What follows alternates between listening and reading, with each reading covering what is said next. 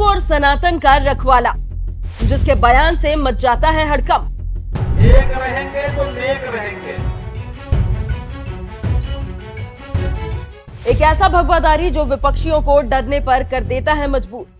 आप vote bank के लिए इस सच्चाई को देश के सामने रखने से कोताही कर रहे हैं। एक नेता जिसके लिए देश हित ही सबसे बड़ा, सबसे उत्तम है। देश के साथ धोखा आप कर रहे हैं। मैं तो एक योगी हूं। मैंने तो एक ही बात सीखी है। हर काम देश के नाम।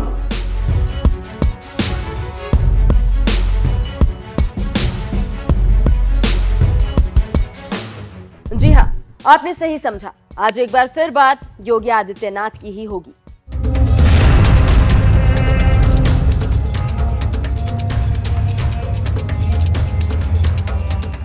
एक नेता जो अपनी धाकड़ फैसलों और गजब की राजनीतिक चाल के लिए विश्व भर में प्रसिद्ध है। जब से यूपी की सत्ता संभाली है, तब से यूपी में एक सफाई योजना चल रही है। अब वो सफाई दबंगों की हो, बदमाशों की हो, मनचलों की हो या फिर कोई भी ऐसे कुकर्मी की जो राज्य की सुरक्षा में सेंध लगाने का काम कर रहा है।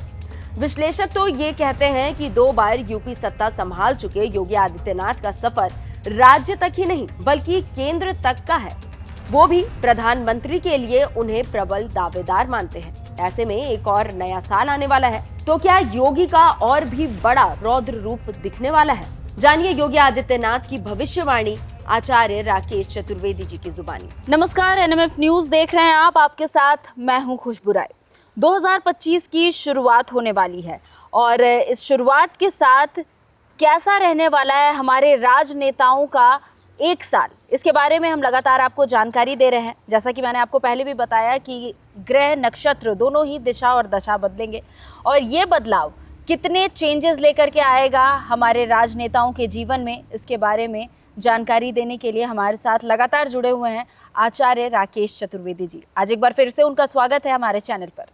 नमस्कार खुशबू जी, सादर वंदन दर्शकों आपको भी। और खुशबू जी, धन्यवाद इस मंच पर आमंत्रण देने के लिए। आचार्य जी, लगातार हम अलग अलग राजनेताओं को लेकर बातचीत कर रहे हैं और देख रहे हैं कि 2025 उनका कैसा रहने वाला है। आज एक बार फिर एक ऐसे ही प्रभावी नेता की बात करेंगे। नाम है योगी आदित्यनाथ, यूपी के सीएम हैं, लेकिन उनका जो प्रभाव है वो आपको भी पता है, मुझे भी पता है और जो हमारे दर्शक देख रहे हैं उन्हें भी पता है कि वो कितने प्रभावशाली है। 2025 में ये प्रभाव बढ़ेगा या फिर नहीं? देखिए खुशबू जी, आप पत्रकारों का काम, अभी तक मीडिया का काम जो था वह खास करके राजनीतिज्ञों को फंसाने का था। अब तो आप बाबाओं को भी आप लोग फंसा दे रहे हैं।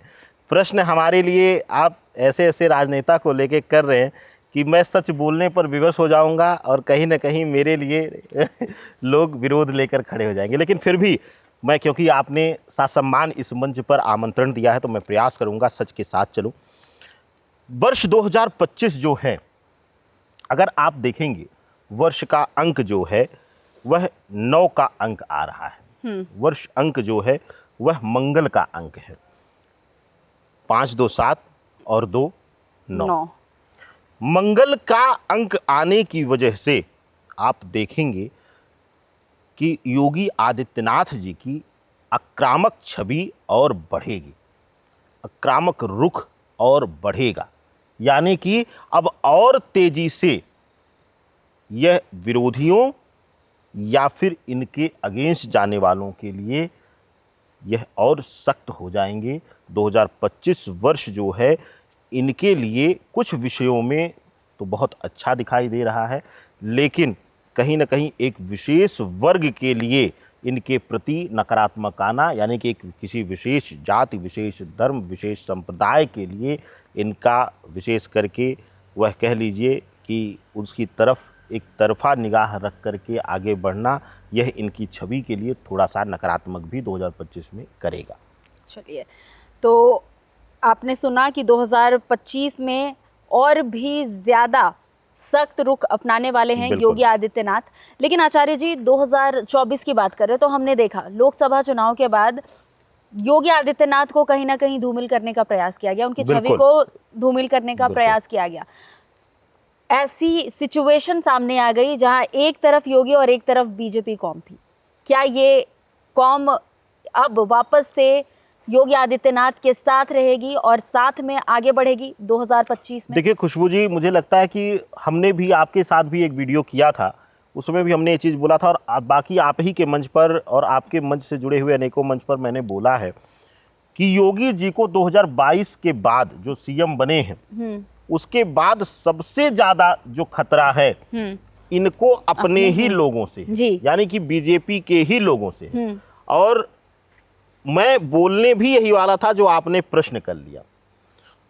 2025 का वर्ष इनकी छवि धूमिल करने के लिए उत्तर प्रदेश में कुछ ऐसी गतिविधियां लोग कराएंगे, लोग का अभिप्राय इनसे जुड़े हुए ही लोग ही ऐसी परिस्थितियों को जन्म दे सकते हैं जिससे कि माननीय मुख्यमंत्री जी की छवि जो है वह धूमिल हो।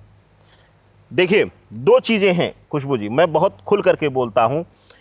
योगी आदित्यनाथ जी को अनेकों नेक मंचों से अनेकों नेक लोगों ने ब्राह्मण विरोधी कहा है, लेकिन मैं एक उसी धरा का अवधवासी होने के नाते मैं यह भी कहूँगा कि अगर वाकई आप अपने आप को मूल ब्राह्मण कहते हैं, अगर योगी आदित्यनाथ धर्म के लिए कुछ कर रहे हैं, धर्म के लिए आक्रामकता से आगे बढ़ रहे हैं, तो मुझे लगता है कि वह विरोध भी सही है, यानी कि वो धर्म विरोध, वह ब्राह्मण विरोधी भी रहें तो भी आप लोगों को उनका स्वागत करना चाहिए, उनको ससम्मान राजा समतुल्य सम्मान देना चाहिए। उसका कारण है कि जितनी तेजी से नरेंद्र मोदी जी कह लीजिए या फिर उस समय की सरकार जब बीजेपी की वापसी हुई, भले ही उन्होंने राम के नाम को लेकर, धर्म के नाम को लेकर वह सत्ता में आए, लेकिन वास्तविक धर्म की लड़ाई, वास्तविक धर्म को लेकर, चाहे वह अयोध्या का विषय हो, चाहे उत्तर प्रदेश में अनेकों अनेक जगहों पर देखा गया है, वहाँ पर खुल करके योगी आदित्यनाथ जो है, चाहे पहली सरकार जब गठित हुई उनकी, आपको याद होगा कि उन्होंने पोस्टर लगवा दिया दंगाइयों के पूरे लखनऊ में, बिल्कुल। और उधर हाई कोर्ट में सुनवाई चल रही, यहाँ उन्होंने विधानसभा में कानून पारित करके, यानी विधेयक पारित करके उसको कानून का रूप दे दिया, यानी कि न्यायिक क्षमता को विवश कर दिया कि जो मैंने निर्णय लिया है वह राज सुख, राज सत्ता के लिए और भारतवर्ष के लिए अच्छा है और सटीक है।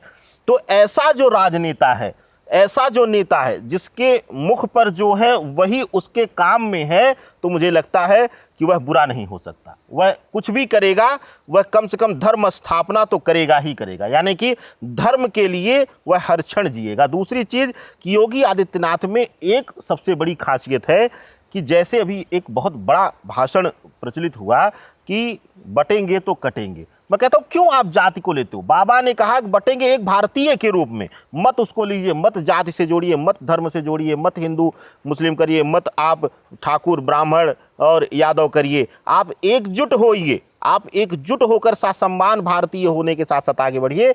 यह 2025 का वर्ष जो है योगी के खिलाफ षड्यंत्र को जन्म दे रहा है, यानी कि उनके द्वारा षड्यंत्र, उनके लोगों के द्वारा षड्यंत्र किया जाएगा, लेकिन हर षड्यंत्र से ऊपर होकर के योगी आदित्यनाथ इस वर्ष प्रभाव वृद्धि में आएंगे। तो योगी आदित्यनाथ को लेकर बहुत बड़ी बात आचार्य जी ने कही है कि इस साल भी, मतलब इस साल जैसा रहा 2024 वैसा ही 2025 उनके लिए रहने वाला है। उनके सहयोगी ही उनके आड़े आएंगे, उन्हें आगे नहीं बढ़ने देने की कोशिश करेंगे, लेकिन योगी आदित्यनाथ इन सब को पार करेंगे और जनता के हित के लिए कार्य करेंगे। उनके एक सवाल मेरे मन में ये भी है कि उनके फैसलों को लेकर, जैसे अभी हाल के दिनों में भी उनके फैसलों को लेकर के देखें तो लगातार सवाल उठते रहे हैं। ज़ीरो टॉलरेंस की जहां बात करते हैं अपराध पर, या फिर बुलडोज़र को लेकर, बुलडोज़र नीति को लेकर लगातार हाई कोर्ट, सुप्रीम कोर्ट रोक लगा रहा था। क्या लगता है कि ये सारी चीज़ें जो है अब धीरे धीरे ख़त्म होगी, वो वापस से अपने फॉर्म में आएंगे और न्यायिक जो समर्थन है वो भी मिलेगा? नहीं, देखिए एकदम मिलेगा, और न्यायिक विरोध होते हुए भी बाबा का स्वभाव वह है, मैं समझ लीजिए कि माँ सरयू इस पार उनका मठ है और माँ सरयू इस पार हमारी जन्मस्थली है। तो मैं बचपन से उनकी गतिविधियों को सुनता आया हूँ, देखता आया हूँ और बहुत पूर्ण रूप से उनके प्रभाव, उनके स्वभाव से मैं परिचित हूँ। बाबा का स्वभाव है कि अगर उन्हें लगा कि यह धर्म संगत है और यह न्याय संगत है तो वह करेंगे।